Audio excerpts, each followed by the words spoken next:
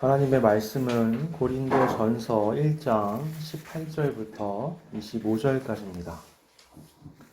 고린도전서 1장 18절부터 25절까지입니다.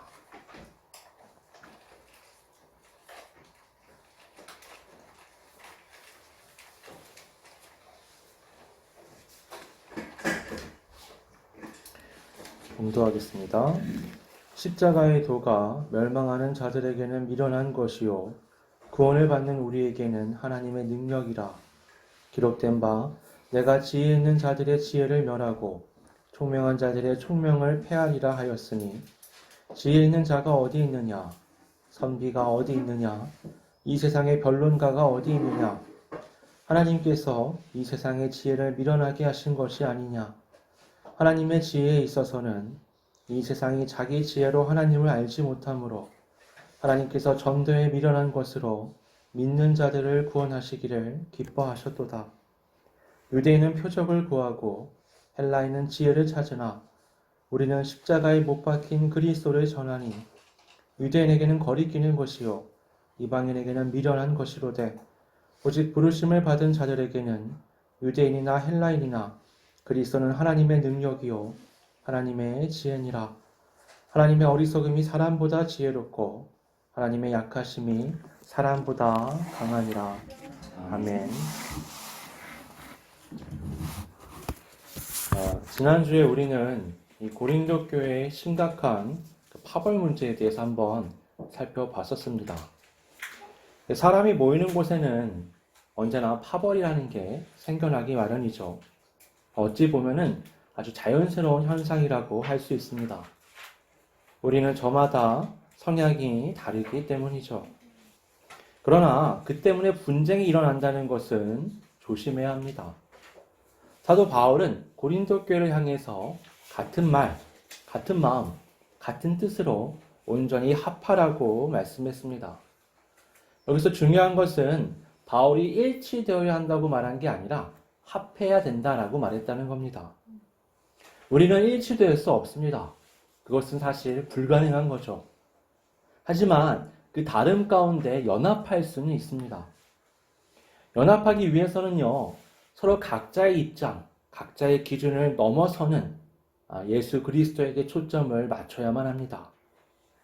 사람의 어떠함이 아니라 예수 그리스도의 온전하심, 예수 그리스도의 십자가의 대속, 예수 그리스도가 우리 모두의 주가 되신다는 것에 초점이 맞춰질 때 교회 공동체는 비로소 온전히 합할 수 있는 겁니다. 오늘 본문은 그러면 왜 그토록 예수 그리스도께 초점을 맞춰야만 되는가? 왜 그것이 우리 그리스도인으로서 개인과 공동체에게 의미가 있는 것인가? 그것에 대해서 한번 살펴보겠습니다. 18절에 보면 십자가의 도가 멸망하는 자들에게는 미련한 것이요 구원을 받는 우리에게는 하나님의 능력이다 라고 말씀합니다. 여러분, 십자가의 도가 무엇이냐? 이러면 뭐 도를 아십니까? 뭐 이런 것처럼 들릴 수 있지만 사실 그게 아니라 가르침을 얘기하는 겁니다. 십자가를 통한 가르침이 뭐냐?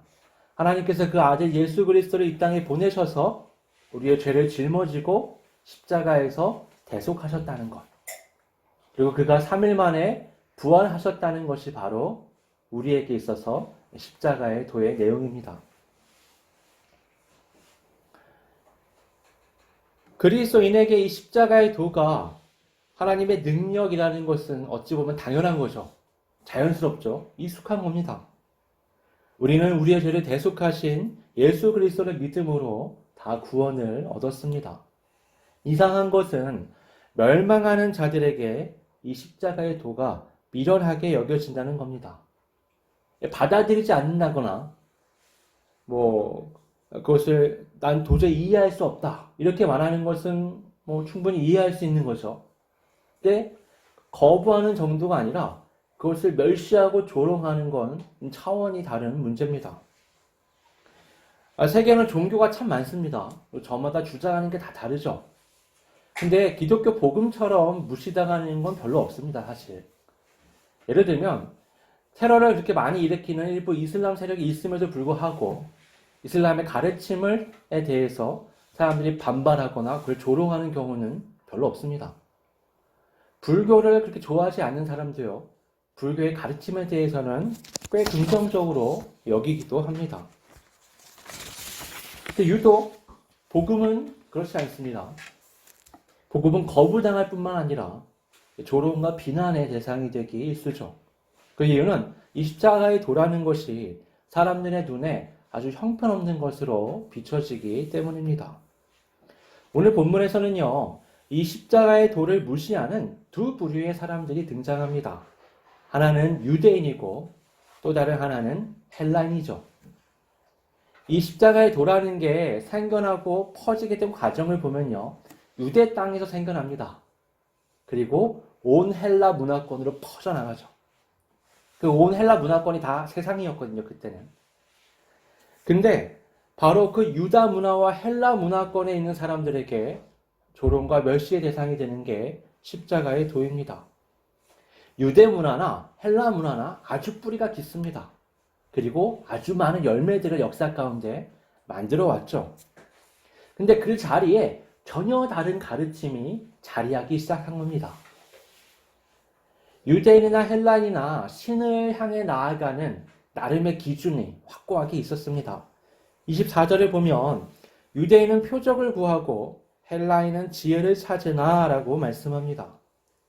여러분, 표적이라는 것은 무엇이 진짜다라는 것을 보여주는 증거죠. 그것이 표적입니다.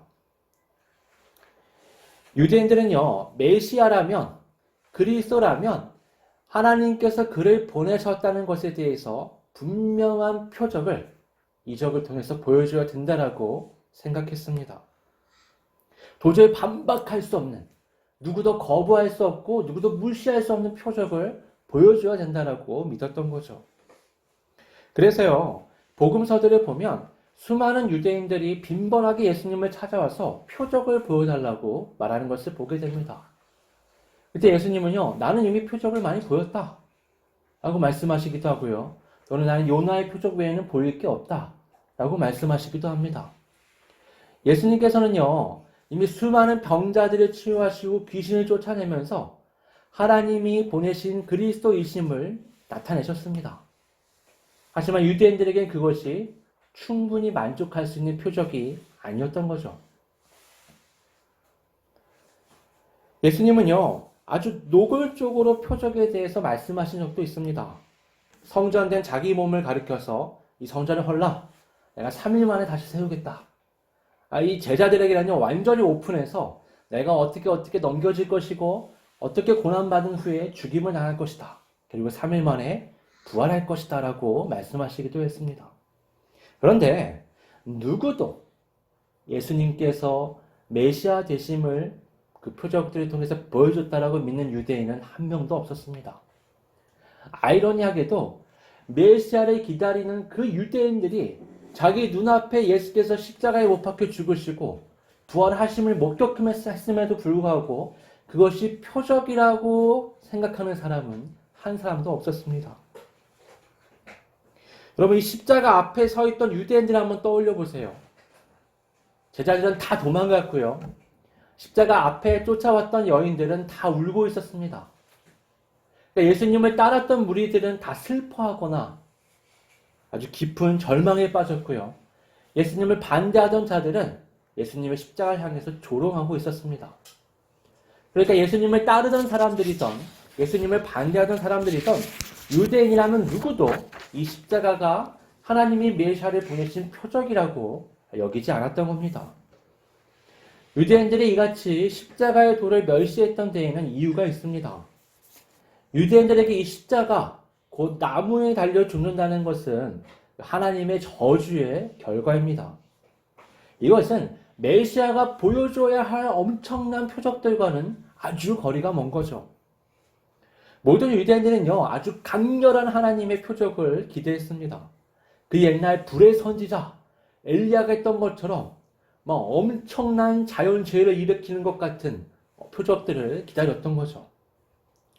이게 얼마나 일반적이었던지 예수님의 오실 길을 준비하던 그 세례 요한조차도 그가 옥에 갇혔을 때에 사람들을 보내서 당신이 오실 그이가 맞습니까?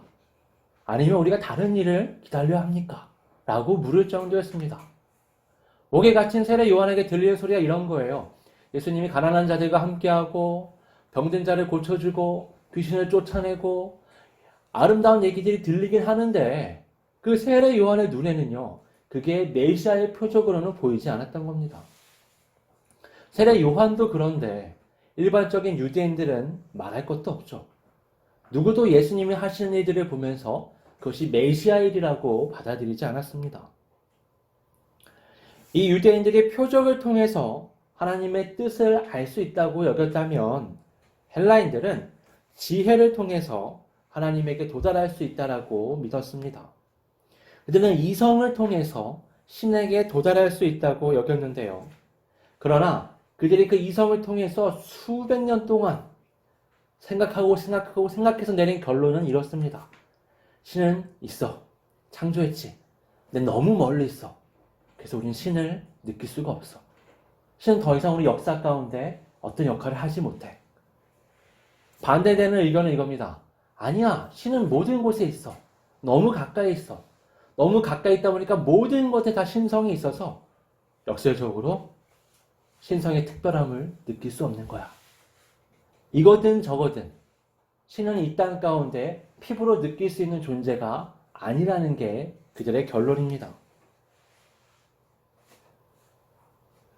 그래서 그들은요, 하나님의 아들이 이 땅 가운데 인간의 몸을 입고 와서 우리의 죄를 짊어지고 고통당하신다는 것에 대해서는 도저히 이해할 수 없었습니다.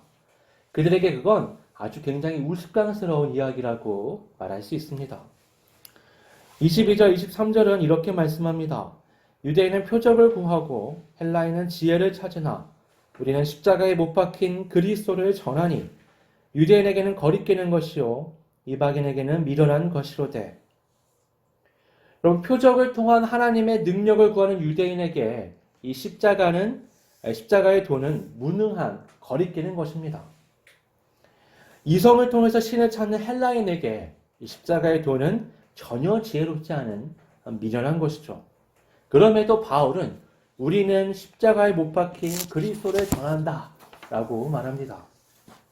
그 이유는 부르심을 받은 사람들에게는 그리스도께서 하나님의 능력이시고 하나님의 지혜이시기 때문입니다. 20절, 21절의 말씀을 살펴보면 인간의 지혜로는 아무리 노력해도 하나님을 알 수 없다라고 말씀합니다. 여러분, 인간은요, 만물이 다 창조된 이후에 가장 마지막에 창조되었죠. 그러니까 만물의 창조 역사를 우리는 전혀 보지 못했습니다. 아담이 눈을 떴을 때는 이미 모든 게 완성되어 있었을 때죠. 반면 하나님은 이 세상 모든 만물을 무에서 유로 창조해내셨습니다. 그렇게 하나님은 시간과 공간이라는 이 세상이 어떤 바탕을 이루는 것을 뛰어넘는 분이시죠. 반면에 우리는 철저하게 시간과 공간의 제약 속에 살아갑니다. 그 얘기는요, 우리의 생각, 우리의 감정, 우리가 상상할 수 있는 모든 것들, 그 모든 것들이 이 시간과 공간이라는 틀 안에 갇혀 있다는 겁니다. 그러니 헬라인들의 이 안에서 아무리 노력을 해도요, 하나님을 알 수가 없는 거죠. 아무리 노력해도 하나님에게 도달할 수가 없는 겁니다. 그러니 하나님이 너무 멀리 있어서 느낄 수 없다거나 아니면 모든 것에 신성이 있어서 우리 하나님을 느낄 수 없다. 이런 식의 결론을 내릴 수밖에 없었던 겁니다. 이처럼 인간은 자신의 능력으로는 하나님을 알 수가 없습니다. 따라서 우리가 하나님을 경험할 수 있는 유일한 방법은요, 우리를 초월해 계신 그 하나님께서 이 시간과 공간의 제약 속에서 우리가 이해할 수 있는 방식으로 자신을 드러내시는 겁니다. 이걸 우리가 계시라고 말합니다. 나타내 보여주었다, 이런 뜻이죠. 그럼 하나님께서 어떻게 자신을 나타내 보이셨을까요? 하나님은 바로 말씀을 통해서 하나님을 드러내셨습니다. 구약에는 율법을 통해서, 신약에는 완성된 말씀이신 예수 그리스도께서 육신을 입고 이 땅에 오심으로 하나님을 보이셨죠. 그래서 요한복음 1장 18절은 이렇게 말씀합니다. 본래 하나님을 본 사람이 없으되 아버지 품속에 있는 독생하신 하나님이 나타내셨느니라. 또 예수님께서도 직접 이런 말씀을 하셨습니다. 나를 본 자는 아버지를 보았느니라. 아무리 유대인들이 자신들의 기준으로 그 표적을 통해 하나님을 확인하려고 해도 얻을 수 있는 게 없습니다. 아무리 헬라인이요 자기들의 기준으로 지혜를 통해 하나님을 알고 싶어 해도 그들이 알 수 있는 것은 아무것도 없습니다. 하나님께서 나타내시는 것, 하나님께서 가르쳐 주시는 것, 그것을 통해서만 우리는 초월에 계신 하나님을 만날 수 있는 겁니다. 그런데 바울은요, 사실 이 유대인과 헬라인들의 특성을 잘 알고 있었습니다. 왜냐하면 그가 유대인 중에 유대인이고 또 헬라인 중에 헬라인이기 때문이죠. 그는 아주 전통 있는 유대 가문에서 태어나서 최고의 교육기관인 이 가말리엘 학파에서 공부를 했고 또 랍비로서 살아가던 인물이었습니다. 그러니까 유대인 중에 유대인이라고 말할 수 있는 거죠. 또 헬라 문화에도 정통했습니다. 그가 태어나 자란 다소는 헬라 문명이 화려하게 꼽힌 도시였고요. 그는 그래서 어릴 때부터 헬라의 교육을 받고 자랐습니다. 또 그는 이 헬라에서 로마로 이어지는 이 문명 가운데 로마의 시민권을 가진 자이기도 했죠. 그 당시에 그 로마의 수도, 로마에서도 그 로마 시민권을 가진 자는 3분의 1밖에 안 됐다고 합니다. 그러니까 유대 땅과 같은 변방에서 로마 시민권을 가지고 있다는 건 굉장히 작은 소수만 갖고 있는 특권이었죠. 그러니까 바울은요, 이 유대 또 헬라와 로마 문화권 안에서 아주 핵심에 위치한 사람이라고 우리가 말할 수 있는 겁니다. 그래서 그는 그 사람들의 시선이 어떤지 잘 알고 있었습니다. 그래서 전도에 미련한 것이라고 표현할 수 있었던 겁니다. 전도, 곧 십자가의 도를 전하는 것은 유대인에게나 헬라인에게나 매우 미련하게 보여진다는 것을 바울은 알고 있었습니다. 하지만 그럼에도 불구하고 바울은 전능하신 하나님, 전지하신 하나님께서 바로 이 미련한 십자가의 도를 통해 인류를 구원하신다라고 말합니다. 유대인이 표적을 따르고 헬라인이 지혜를 따르는 이유는 신에게 도달하기 위해서죠. 그러나 바울은 역설적이게도 오늘 성경 말씀을 통해 그들이 그 표적을 따르고 지혜를 따를 때 하나님에게 도달하는 게 아니라 멸망의 문에 도달한다라고 말씀합니다. 죄가 들어올 때부터 아담이 범죄했을 그때로부터 인간의 노력으로 하나님께 도달하는 것은 불가능한 일이 되었습니다. 하나님께서 인간과의 관계를 단절하셨기 때문이죠. 하나님께서 끊으신 걸 인간이 이어붙일 수가 없습니다. 하나님이 막으시는 걸 인간이 돌파할 수는 없는 겁니다. 오직 하나님께서 우리에게 길을 여셨을 때 그곳을 통해서만 하나님께 나아갈 수 있는 거죠. 아주 흥미롭게도요, 하나님이 여신 그 길은요, 우리 인간이 생각할 수 있는 최고의 능력, 최고의 지혜를 통해서가 아니라 우리가 봤을 때 아주 미련하게 보이는 것을 통해 구원으로 인도하시는 길을 여셨습니다. 하나님께서 여신 이 길에는요, 인간의 그 어떤 능력, 그 어떤 지혜, 인간적인 어떤 것도 조금도 자리하지 못하게 만드신 겁니다. 하나님은 인간에게 있어서 이 구원에서 어떠한 노력도 용납하지 않으십니다.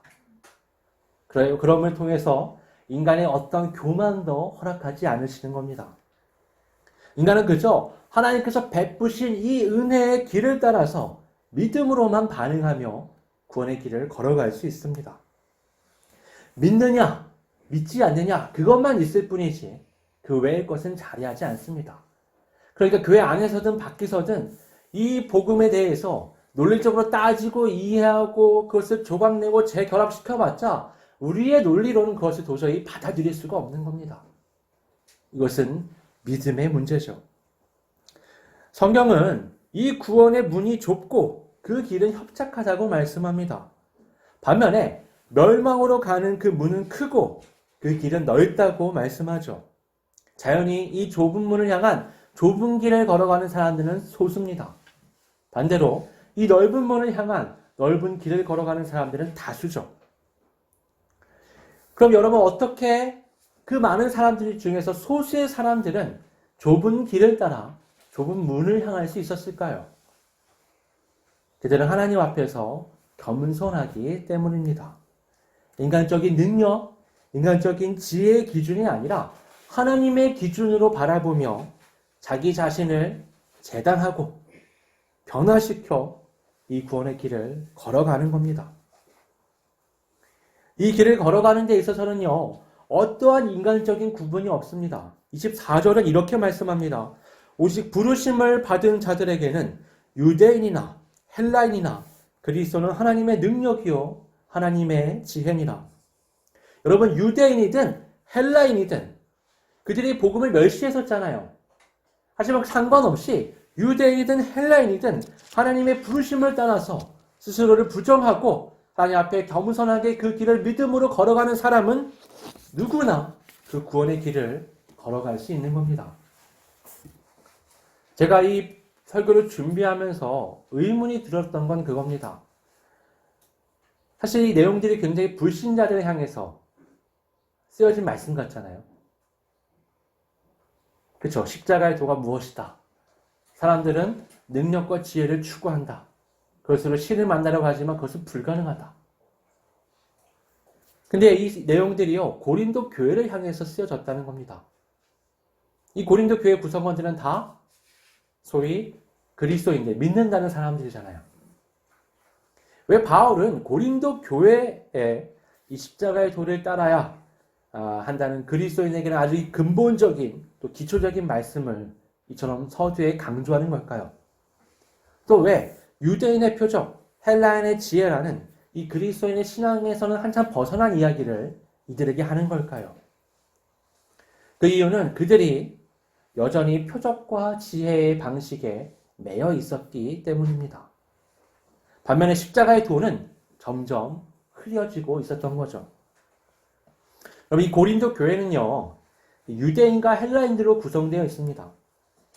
그들은 과거에 이 표적과 지혜를 추구하던 자들이었지만 십자가의 도를 따라 믿음으로 구원을 얻었고 하나님의 백성이 되었습니다. 그러나 시간이 흘러가니까 그들은 교회 안에서 그 십자가의 도가 아니라 표적과 지혜의 방식으로 개인과 공동체 신앙을 왜곡시키고 있었던 거죠. 여러분 예수 그리스도가 희미해질수록 십자가의 도가 희미해질수록 하나님의 능력과 지혜가 희미해질수록 그 자리에는 반드시 인간의 능력과 지혜가 뚜렷해지기 마련입니다. 그 결과가 뭐죠? 고린도 교회 4개의 파벌이 생겨났다는 거죠. 바울은 25절에 아주 역설적인 결론을 내립니다. 하나님의 어리석음이 사람보다 지혜롭고 하나님의 약하심이 사람보다 강하니라. 굉장히 역설적인 표현이죠. 이건 하나님과 인간이 어떻게 다른가에 대해서 아주 적절하게 나타낸 표현이다라고 말할 수 있습니다. 여러분 인간이 아무리 지혜로워도 인간이 아무리 뛰어난 능력을 갖고 있어도 도저히 하나님의 영역에는 도달할 수 없습니다. 불가능한 겁니다. 하나님이 어리석다, 하나님이 약하시다 적절하지 않은 표현이죠. 그러나 그만큼 인간의 지혜와 하나님의 지혜, 인간의 능력과 하나님의 능력은 차이가 난다는 것을 강조하는 겁니다. 그렇게 우리는 오직 믿음으로 하나님께서 여신 이 십자가의 도를 따라 구원의 길을 걸어갈 수가 있습니다. 오늘날 온갖 인간적인 방식으로 이 신앙을 채색하려는 시도들이 있습니다. 오늘날 많은 그리스도인들이요, 뛰어난 설교를 듣고 제자 훈련을 열심히 받고 활발한 교제를 합니다. 열심히 해요. 그런데 왜 한쪽에 공허함을 느끼느냐? 안 느끼면 정상이죠. 그럼 열심히 했는데.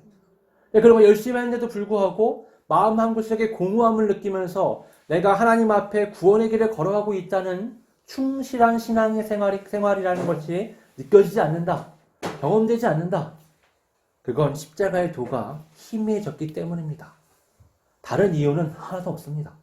무엇이 문제다, 저것이 문제다 말이 많지만 결국에는 십자가의 도가 흐려졌기 때문에 그리스도인들의 삶은 공허해지는 겁니다. 여러분 카타콤이라는 거 들어보셨죠? 로마가 이 그리스도인들을 억압할 때 잡아서 죽이고 막 이러니까 사람들이 숨기 위해서 땅속에 굴을 파기 시작하는 거죠. 이게 몇백 년이 흘러갑니다.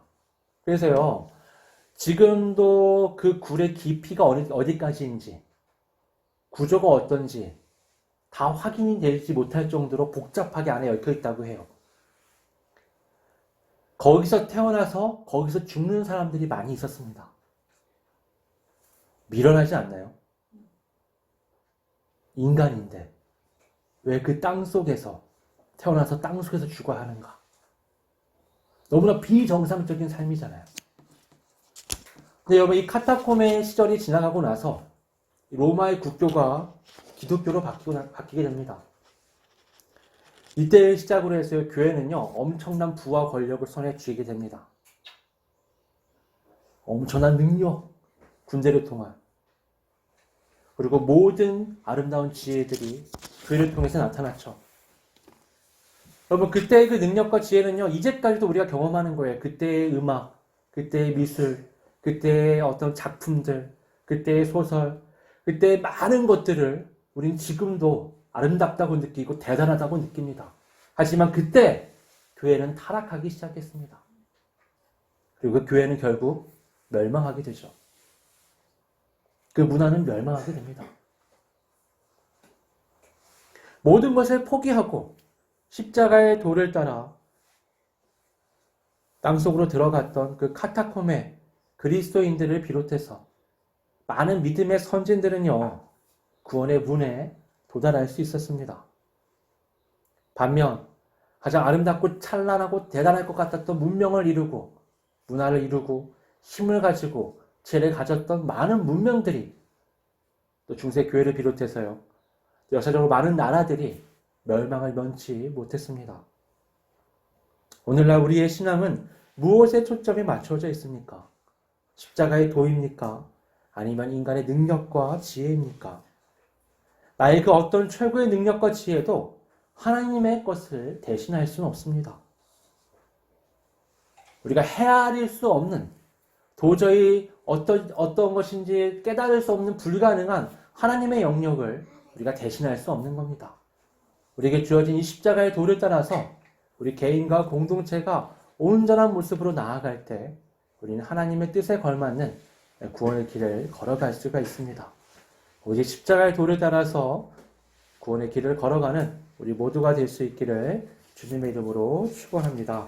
이 시간 말씀을 생각하면서 함께 기도하겠습니다. 아버지 하나님, 우리 그리스도인입니다. 우리는 다른 그 무엇이 아니라 복음을 통해 십자가의 도를 따라 구원의 길을 걸어가는 사람들입니다. 하지만 어느 때부터인가 그 십자가의 도는 흐려지고 우리 안에 인간적인 그 세상의 능력과 지혜가 내 삶을 영역들을 차지하기 시작하고, 심지어 우리 교회 안에 공동체 영역을 차지하며 당연하다는 듯이 하나님의 자리를 빼앗아가는 것을 보게 됩니다. 그럴수록 십자가의 도는 더 흐려지고 우리의 공동체는 인간적인 논리 가운데 흔들려지는 것을 우리 인류 역사 가운데 또 성경을 통해서 우리 수도 없이 확인했습니다. 오늘을 살아가는 그리스도인으로서 이 세상에 그 뛰어난 많은 지혜와 능력이 있지만 그 무엇도 아닌 그것들이 보기에는 너무나 미련하게 여겨지고 거리끼는 것으로 여겨지는 하나님께서 여신 그 십자가의 도를 따라 이 구원의 길을 걸어가기를 원합니다. 세상은 도저히 이해할 수 없는 것, 세상은 도저히 받아들일 수 없는 것, 그러나 그리스도인에게는 믿음으로 그것을 온전히 받아들이며 따라갈 수 있는 그 가르침을 따라 걸어가려고 합니다. 하나님, 이 길을 가로막는, 이 길을 거부하게 만드는, 이 길을 의심하게 만드는 인간적인 모든 능력, 모든 지혜, 그것들을 넘어서서 하나님을 온전한 믿음의 눈으로 바라보며 이 길을 걸어갈 수 있도록 우리 한 사람 한 사람을 붙잡아 주시고 인도하여 주시옵소서. 그래야 우리가 걸어가는 그 길에, 그 길이 좁고 협착할지라도 그것이 구원의 문으로 연결됨을 기억하며 세상에 줄 수 없는 평안으로 그 길을 걸어갈 수 있도록 주여 이끌어 주시옵소서.